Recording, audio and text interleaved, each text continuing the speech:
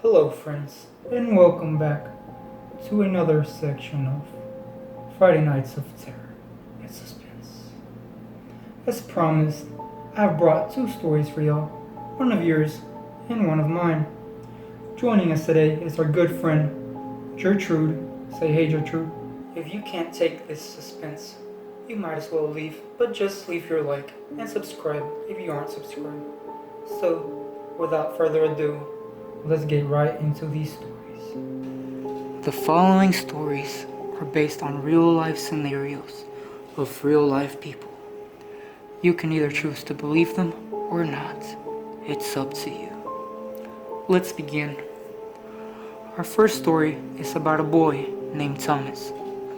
Thomas hated to be left in the care of her neighbor, a little old woman with strange hobbies, many of which people related to witchcraft.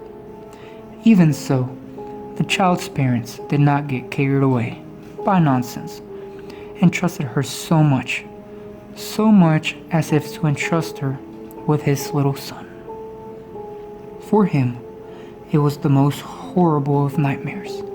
He could not catch an eye of sleep due to the series of inexplicable noises that were always heard in his small apartment, and especially for a terrible song that she repeated again and again to accompany her steps.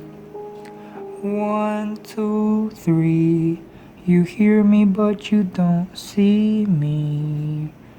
4, 5, 6, you won't find me.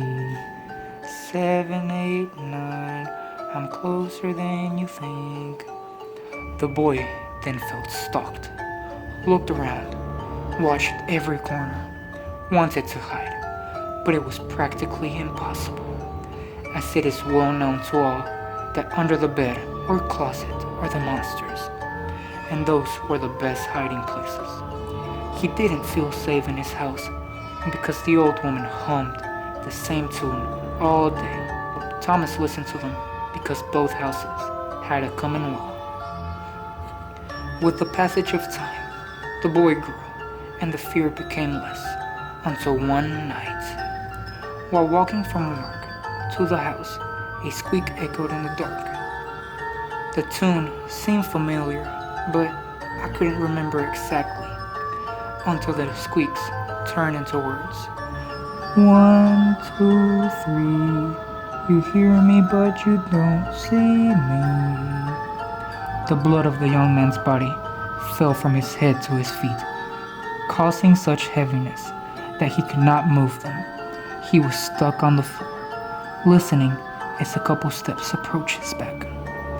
4, 5, 6, you won't find me. The same terror paralyzed him. It gave him momentum to run away, almost flying, until he reached his house. There, a fit of laughter invaded him. He felt a little silly when he ran away from the memories of his childhood. So, after taking a deep breath, he continued with his routine. First, listening to the messages of his answering machine. The only one was from his mother, asking him to attend to the old woman's funeral. At the same time, he could not stop the chills that rose, electrifying his entire body at that same time and ruffling his hair when he heard again, 7, 8, 9, I'm closer than you think. I hope you enjoyed that first story. This next story is just as suspenseful and horrific as the first one. Let's begin. Not looking under the bed was the advice that Robert remembered from his older brother, because under it there were monsters, strange creatures, in search for curious children to savor or kidnap, hoping to use them as a pet in the dark world. With such a warning, he kept himself at bay, and of course, very scared. He asked to be escorted to the foot of the furniture, or ran by, jumping from as far as possible, trying to prevent something from taking his feet. One night, unintentionally, from moving so much, The blanket ran a little and fell to the ground. He wanted to pull it up, but apparently it was stuck to something. On the second attempt, he put so much force that something came up with it. It was a funny little woman, looking like a miniature old woman. This lady beat the boy to release the blanket, but far from hurting him, they caused him tickles.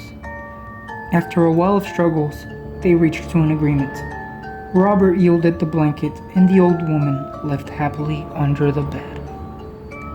The next morning, the boy began to leave objects, such as food, under the furniture. For when he saw it again, they were no longer there. But days later, when he looked, there was an object, like a strange craft. The boy kept it at all times. It could be said that they became friends, and at night, the old woman would come up to cover him with blankets.